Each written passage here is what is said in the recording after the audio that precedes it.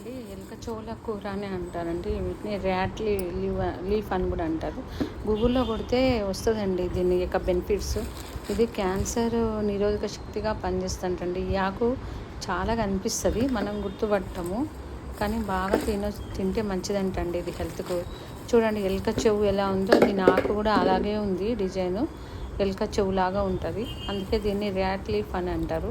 ఇది cancer నిరోధకలాగా cancer దాన్ని నివారించడానికి కూడా ఉపయోగపడుతుందంట అండి. ఇది కొన్ని పరిశోధనలో తేలిందంట. మనం గూగుల్లో ఎతికితే కూడా దొరికిందండి ఇది కరెక్టే అని.